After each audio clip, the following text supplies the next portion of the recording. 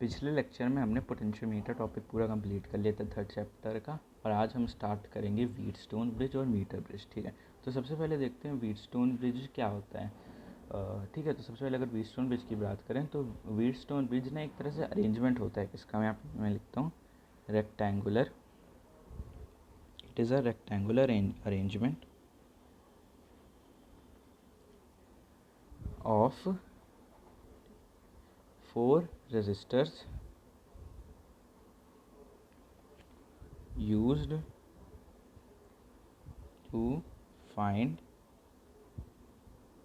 one unknown resistance।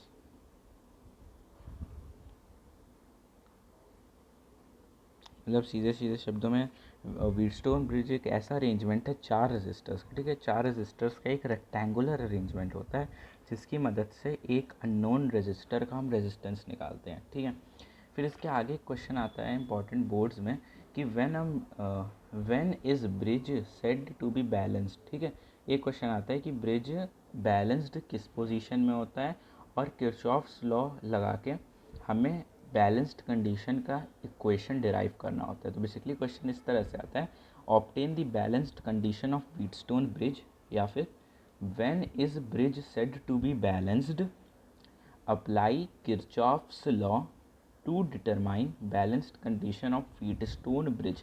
तो ये एक तरह का सिंपल डेरिवेशन है। मैं होप करता हूँ आपने पूरा क्वेश्चन ये लिख लिया, और ना लिखा हो तो प्लीज़ वीडियो को थोड़ा बैक करके क्वेश्चन लिख लीजिए, एक इंपॉर्टेंट क्वेश्चन है। ठीक है, मैं यहाँ पे क्वेश्चन इतना नहीं लिख रहा हूँ क्योंकि ज़्यादा टाइम जाएगा। तो सबसे पहले हम बनाते हैं सर्किट डायग्राम। तो व्हीटस्टोन ब्रिज हम ऑब्वियसली आते सबसे पहले बनाएंगे, तो एक रेक्टेंगुलर अरेंजमेंट होता है इस टाइप का।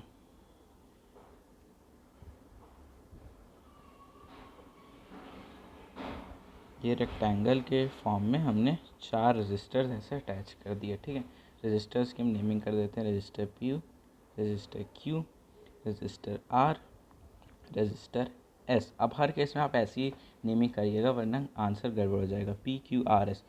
और ये जो S वाला रजिस्टर होता है ये अननोन रजिस्टर होता है, तो यहाँ लिख देते हैं अननोन। ठीक है, ये हमारा अननोन वाला है, तो इसी का हम निकालेंगे।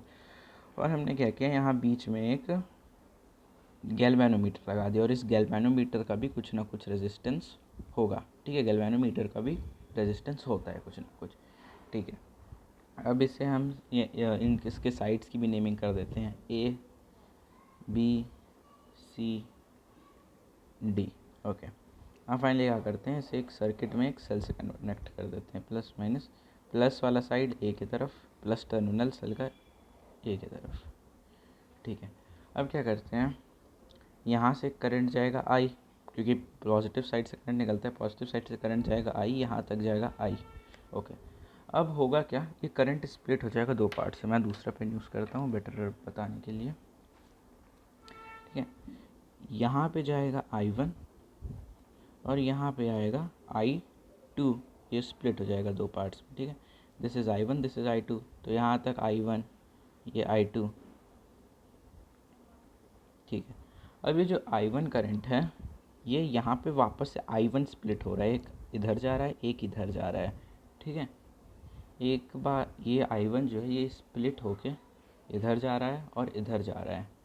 तो हम क्या करते हैं, ये जो इधर आएगा, ठीक है, जो करंट इधर आने वाला है उसे हम IG मान लेते हैं। IG क्यू, G फॉर मतलब हमारा गैल्वेनोमीटर एक तरह से। ठीक है, मतलब जो गैल्वेनोमीटर के साइड जो करंट आएगा। ठीक है, I1 स्प्लिट हो चुका है IG में, और दूसरा में निकालना है, तो अब इसी बात है दूसरा क्या होगा, I1 माइनस IG। दूसरा वाला I1 माइनस IG होगा, क्यों, क्योंकि I1 आया, अब I1 में से IG इधर चला गया तो बचा कितना, I1 माइनस IG, तो इधर जा रहा है I1 माइनस IG। ठीक है, अब हो क्या रहा है, यहाँ पे इधर से IG आया और यहाँ पे इधर से I2 आया। ठीक है, इधर IG आया, इधर से I2 आया, तो इधर से जो करंट निकलेगा वो दोनों का सम होगा इस वाले से। तो इधर से कितना करंट जाएगा, I2 प्लस IG जाएगा। ठीक है, दोबारा बताता हूँ, यहाँ से नीचे IG करंट आ रहा है, यहाँ से I2 आ रहा है, तो जो यहाँ से बाहर निकलेगा वो इन दोनों का सम निकलेगा। ठीक है, junction rule of Kirchhoff's law आपने पढ़ा होगा, that will B I2 plus IG। ठीक है, अब ये फाइनली यहाँ से बाहर होके तो I करंट ही निकलेगा। ठीक है, बेसिकली मतलब क्या है, ये और ये इन दोनों का सम I है, पर हम लिख दे रहे हैं सिर्फ I, इतने ज़्यादा कॉम्प्लेक्स करने की ज़रूरत नहीं है। ठीक है, अब हम नीचे अपने मेन डेरिवेशन पे आते हैं। ये तो हो गया सर्किट डायग्राम।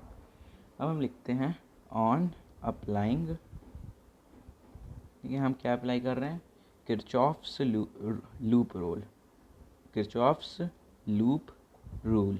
अब इसे पूरा लिखिएगा क्योंकि मुझे वीडियो शॉर्ट रखनी होती है और उसमें सब कुछ एक्सप्लेन करना होता है, इसलिए मैं शॉर्ट फॉर्म यूज़ कर रहा हूँ। Kirchhoff's loop rule across loop. अभी हम कौन सा लूप ले रहे हैं, सबसे पहले हम ले लेते हैं ए बी डी, ठीक है। सबसे पहले हम लूप ले रहे हैं ए बी डी, तो ऑब्वियस याद है लूप है तो ए बी डी और वापस ए पे आएगा, ए बी डी ए, ठीक है।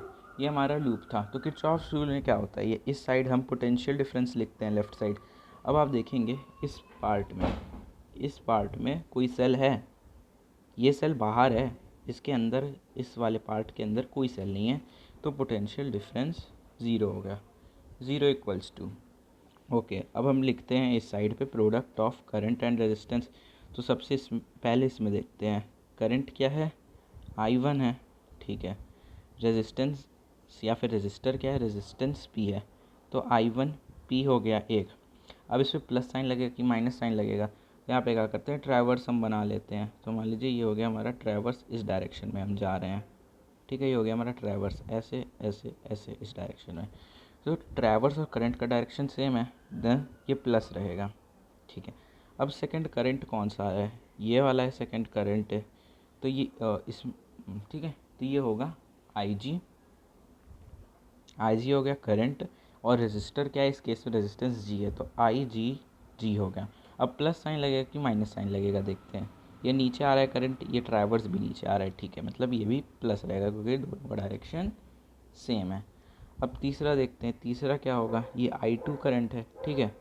तो ये करंट है I2 मल्टीप्लाइड बाई रेजिस्टेंस क्या है, R है, I2 R प्लस लगेगा कि माइनस, ट्रैवर्स इस डायरेक्शन में ऊपर पर करंट की डायरेक्शन नीचे है, मतलब उल्टी डायरेक्शन है, तो इस बार माइनस लग जाएगा, ठीक है। अब इस माइनस वाले टर्म को हम लेफ्ट साइड भेज देते हैं, तो क्या आ जाएगा हमारे पास, I2R equals to I1P plus IG। This is our first equation. अब हम वापस से किरचॉफ्स लूप रूल लगाएंगे, लिख देते हैं ऑन अप्लाइंग, ठीक है, किरचॉफ्स लूप रूल। इस बार हम अब इस वाले लूप में लगाएंगे। लूप क्या है, BCDB, ठीक है, BCDB लूप है, ठीक है। तो इसमें भी क्योंकि कोई सेल नहीं है, सेल बाहर है ना, इसके अंदर कोई सेल नहीं है, तो पोटेंशियल डिफरेंस तो ज़ीरो हो गया। अब इसमें भी ट्रैवर्स की डायरेक्शन तो वही होगी हमारी, सेम ही रखना होता है ट्रैवर्स का डायरेक्शन, ये हो गई हमारे ट्रैवर्स की डायरेक्शन, ठीक है। अब देखते हैं, सबसे पहला ये वाला है हमारा, ठीक है, I1 माइनस IG एक हमारा करंट है, I1 माइनस IG, और इससे हम क्या मल्टीप्लाई करेंगे, रेजिस्टेंस, रेजिस्टेंस इसके अलॉन्ग है Q। अब देखेंगे प्लस लगाना है कि माइनस, देखिए ये नीचे आ रहा है और ट्रैवर्स भी नीचे है, मतलब यहाँ पे हम लगाएंगे प्लस। अच्छा, कई बार बच्चे ये गलती करते हैं कि वो एक ट्रैवर्स का डायरेक्शन अगर क्लॉकवाइज ले रहे हैं तो दूसरे का एंटी क्लॉकवाइज ले लेते हैं, जो कि गलत है। अगर हम इसे क्लॉकवाइज ले रहे हैं तो इसे भी क्लॉकवाइज ही लेना होगा। जैसे इसे मैंने क्लॉकवाइज लिया है और ये भी क्लॉकवाइज ही है, दोनों ट्रैवर्स के डायरेक्शन सेम होने चाहिए, वरना हमारा आंसर गलत आएगा। या फिर अगर एंटी क्लॉकवाइज ले रहे हैं तो दोनों के दोनों ही एंटी क्लॉकवाइज लेने होंगे, ठीक है। I1 minus IQG, okay, plus. अब हम इस वाले में देखते हैं, इस वाले में कौन सा करंट है, I2 plus I2 plus IG current है। रेजिस्टेंस क्या था इस केस में, रेजिस्टेंस था S, unknown resistance S। Sign plus का आएगा कि माइनस का आएगा, देखते हैं, फोकस हो जाए भाई। ये जो करंट, ये देखिए ट्रैवर्स नीचे जा रहा है पर करंट ऊपर आ रहा है, ब्लू कलर से करंट है ऊपर आ रहा है, मतलब उल्टे डायरेक्शन में, दैट इज़ माइनस, ठीक है। अब इसमें एक और करंट है, देखिए ये वाला तो दोनों के लिए कॉमन है, हम दोनों में ही यूज़ करेंगे इस बीच वाले को। तो करंट क्या है, IG है, यहाँ पे लिख ले रहा हूँ मैं, current is IG and resistance क्या है, कैपिटल G। तो IGG प्लस लगेगा कि माइनस लगेगा, करंट नीचे है बट ट्रैवर्स ये ऊपर है, traverse is up, current is down, मतलब opposite direction, that is minus, ठीक है। अब हम क्या करते हैं, ये फर्स्ट सेकंड इन दोनों माइनस वाले टर्म को लेफ्ट साइड में भेज देते हैं, तो ये हमारे पास आ जाएगा I2 plus I G multiplied by resistance G plus I G current multiplied by G, it is equal to I1 minus I minus I G and ये Q मल्टीप्लाइड बाई Q। ये है हमारी सेकेंड इक्वेशन। ठीक है, ये हमारी second equation है। Okay, अब हमें एक चीज़ यहाँ पे लिख देना चाहिए, बैलेंस्ड कंडीशन में क्या होता है। एट बैलेंस्ड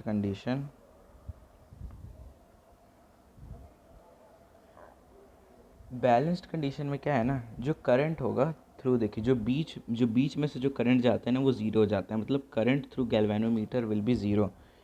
ठीक है, current through galvanometer, current through galvano का मतलब है I G, that will be zero.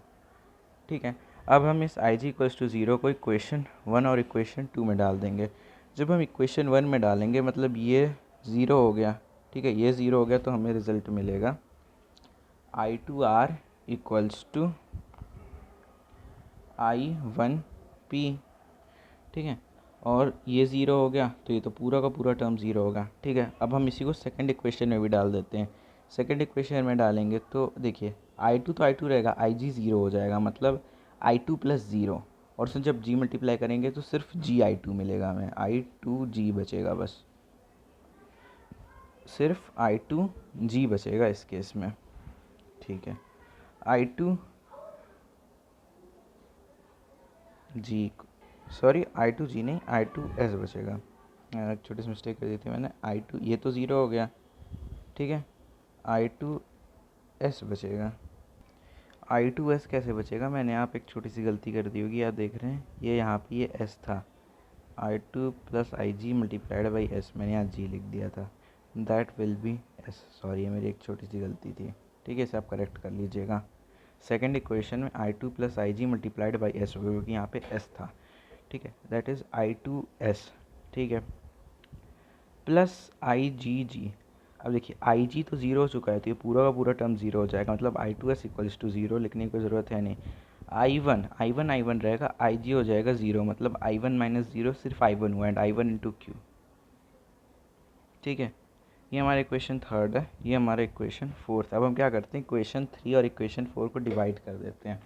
ठीक है, डिवाइडिंग इक्वेशन 4/3 हमें क्या मिलेगा, हमें मिलेगा I2R अपॉन I2S, ये आई है sorry, I2S equals to I1P, यार ये आई है, I1P अपॉन I1Q। ठीक है, I2 कट, I1 कट, तो हमें क्या मिलता है, R upon S equals to P upon Q। ठीक है, या फिर हम सीधे सीधे लिख सकते हैं P upon Q equals to R upon S. तो ये होता है बैलेंस्ड कंडीशन के लिए। ठीक है, तो हमारा डेरिवेशन हो चुका है। डेरिवेशन किस चीज़ का था, obtain the balanced condition of Wheatstone bridge का ये डेरिवेशन था। ठीक है, तो एक ये इंपॉर्टेंट डेरिवेशन हो चुका है। अब आती है थोड़ी सी थ्योरी वाली, अब थोड़ा सा थ्योरी हिस्सा आता है इसमें। थ्योरी क्या है, what do you mean by sensitivity of Wheatstone bridge. तो सबसे पहले देखते हैं सेंसिटिविटी ऑफ व्हीटस्टोन ब्रिज क्या है। Wheatstone bridge is said to be sensitive if it shows large deflection even for small change of resistance। Sensitive का क्या मतलब होता है, सेंसिटिव अगर देखा जाए, सेंसिटिव मतलब अगर हमने किसी को थोड़ा सा भी कुछ कर दिया उसके साथ बहुत कुछ हो जाएगा। जैसे मान लीजिए सेंसिटिव में अगर हम एग्जांपल लें, एंट है। ठीक है, एंट है, एंट बहुत छोटी सी बहुत सेंसिटिव एंट होती है। अब एंट पे अगर हम थोड़ा सा भी उंगली से प्रेशर लगा देंगे तो वो दब के मर जाएगी, मतलब थोड़े से चेंज से भी बहुत बड़ा इफेक्ट पड़ रहा है। तो यही व्हीटस्टोन ब्रिज के साथ भी होता है। व्हीटस्टोन ब्रिज में जब हम रेजिस्टेंस को बस थोड़ा सा चेंज करते हैं, ठीक है, रेजिस्टेंस को बस हम थोड़ा सा चेंज करते हैं तो भी गैल्वेनोमीटर में बहुत बड़ा, ठीक है, सॉरी गैल्वेनोमीटर में बोल रहा हूँ, जब हम रेजिस्टेंस में थोड़ा सा चेंज करते हैं तो व्हीटस्टोन ब्रिज में बहुत बड़ा डिफ्लेक्शन आ जाता है। ठीक है, Wheatstone bridge is said to be sensitive if it shows large deflection even for small change in resistance. मतलब अगर थोड़ा सा भी रेजिस्टेंस चेंज करेंगे तो भी व्हीटस्टोन में बहुत लार्ज डिफ्लेक्शन हो जाएगा। अब कौन से फैक्टर्स इफेक्ट करते हैं इसको, दो फैक्टर्स हैं। सबसे पहले ऑर्डर ऑफ रेजिस्टेंसेस। ठीक है, मतलब किस वे में रेजिस्टेंसेस लगे हुए हैं। व्हीटस्टोन ब्रिज उस केस में बहुत ज़्यादा सेंसिटिव होता है जब जो चारों के चारों रेजिस्टेंस हैं वो सेम ऑर्डर में लगे हों, ठीक है। अगर चारों के चारों रेजिस्टेंसेस सेम ऑर्डर में लगे हैं उस केस में व्हीटस्टोन ब्रिज बहुत सेंसिटिव होता है। सेकंड कंडीशन वो किस पे डिपेंड करता है, वो बैटरी और गैल्वेनोमीटर के रिलेटिव पोजीशन पे डिपेंड करता है, ठीक है। Relative position of battery and galvanometer, ये इस पे डिपेंड करता है, ठीक है। अब एक और थ्योरेटिकल क्वेश्चन आता है हमारे पास, what are the advantages of measuring by using method of Wheatstone bridge.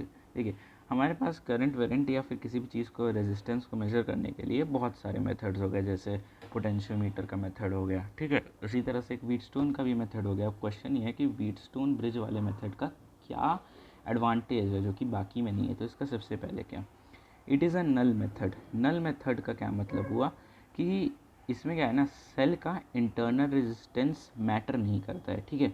जैसे आपने देखा होगा जब हम इस वाले डेरिवेशन को कर रहे थे तो भले ही यहाँ पे बाहर एक सेल था पर इस सेल का तो कहीं यूज़ ही नहीं हुआ, मतलब सेल का इंटरनल रेजिस्टेंस मैटर नहीं करता है, ठीक है। और ना ही गैल्वेनोमीटर का मैटर करता है, क्योंकि यहाँ पे गैल्वेनोमीटर था, लास्ट में गैल्वेनोमीटर से थ्रू जो भी करंट आ रहा है वो तो सब कट ही गया था, आई जी इक्वल्स टू ज़ीरो हो गया था, मतलब गैल्वेनोमीटर भी नहीं मैटर करता है, ठीक है। It is a null method, hence internal resistance of cell and resistance of galvanometer, ठीक है। सेल का भी रेजिस्टेंस और गैल्वेनोमीटर का भी resistance do not affect position of null point, okay. अगला क्या आता है, पोजीशन ऑफ नल पॉइंट क्या होता है, वही जहाँ पे गैल्वेनोमीटर का डिफ्लेक्शन ज़ीरो हो, ठीक है। अब हम वो भी आगे देखने वाले हैं कैसे।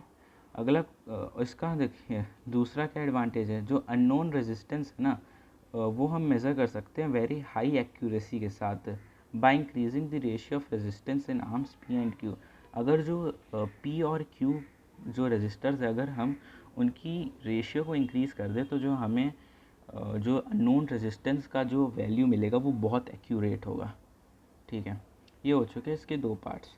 अब तीसरा क्वेश्चन आता है थ्योरेटिकल नहीं, इसमें थोड़ी सी मतलब बहुत छोटी सी डेरिवेशन है, बहुत सिंपल, ठीक है। What is a metre bridge, with help of circuit diagram explain how it can be used to find an unknown resistance। मतलब मीटर ब्रिज क्या है और मीटर ब्रिज से हम कैसे अननोन रेजिस्टेंस पता कर सकते हैं। तो सिंपल से बताता हूँ मीटर ब्रिज क्या होता है।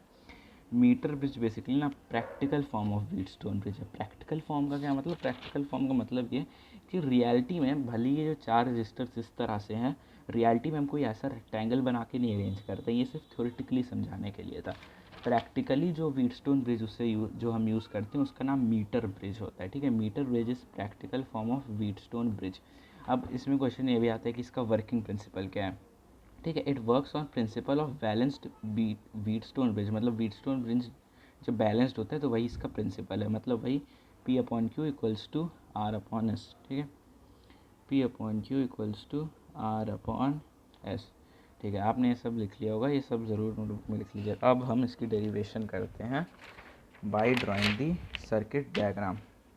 सर्किट डायग्राम इसका इस तरह से होता है कि ये हो गया एक सेल से हमने लगा दी की से कैसे वायर निकली, ये कैसे, ठीक है। अब क्या है, ये रही हमारी मीटर ब्रिज की वायर ए बी, जैसे पोटेंशियोमीटर की वायर ए बी होती थी, ये रही मीटर ब्रिज की वायर ए बी, ठीक है। अब मीटर ब्रिज में ऑब्वियस सी बात है दो पार्ट्स होते हैं ना, ऐसे इस तरह के 1 2 3 4 होते हैं। तो इसी तरह से इसमें भी 4 पार्ट्स होते हैं, पर हम क्या करते हैं एक सिंगल लाइन पे हम 2 पार्ट्स मान लेते हैं, एक सिंगल लाइन पे ही हम पी भी मान लेते हैं, एक सिंगल लाइन पे भी हम क्यू भी ले लेते हैं। अब वो करते कैसे हैं, वो ऐसे करते हैं कि अभी जैसे ये अभी तो सिर्फ ए बी वायर है, अब क्या किया यहाँ से ए से एक इस शेप की एक मेटल ऑब्जेक्ट लगा दिया ताकि करंट ट्रांसफ़र हो सके, ठीक है। इधर एक लगा दिया और इधर भी एग्जैक्ट इसी शेप का एक मेटल बॉडी लगा दिया, ठीक है।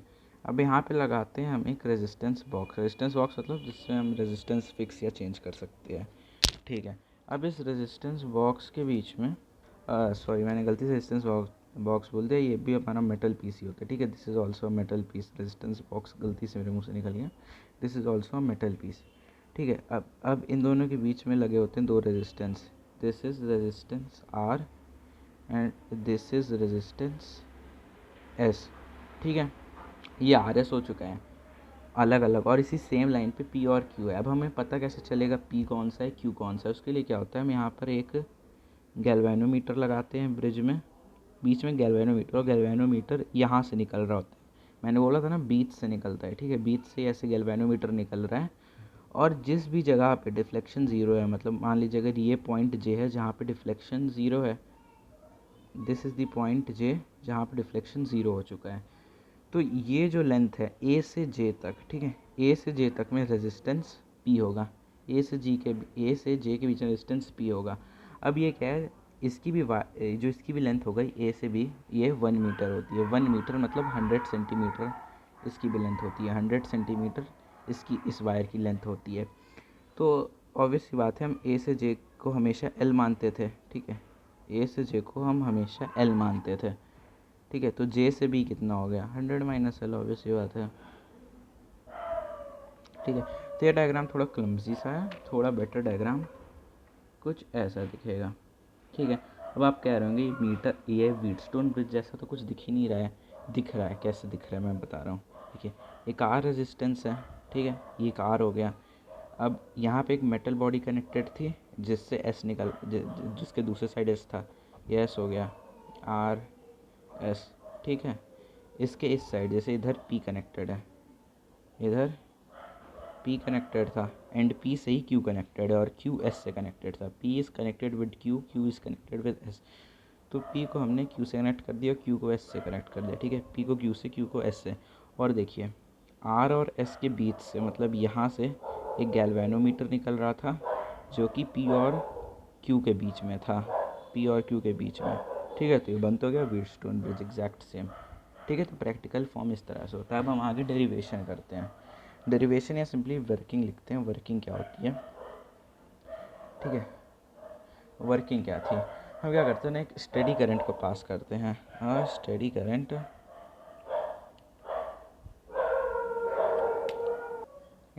a steady current is passed through wire A B wire से एक हम करंट पास कर रहे हैं। अच्छा हाँ, ये जो डायग्राम है ये आपको नहीं बनाना होता डेरिवेशन के समय यही डायग्राम बनाना होता है, ठीक है, ठीक है। A steady current is passed through wire A B से हम एक स्टेडी करंट को पास कर रहे हैं। अब होगा क्या, जो रेजिस्टेंस है वायर की रेजिस्टेंस, ठीक है, resistance of wire is directly proportional, resistance of wire is directly proportional to length of wire. Obvious है, तो जितनी ज़्यादा लेंथ होगी उतनी ज़्यादा रेजिस्टेंस होगी। Resistance of wire is directly proportional to length of wire, ठीक है।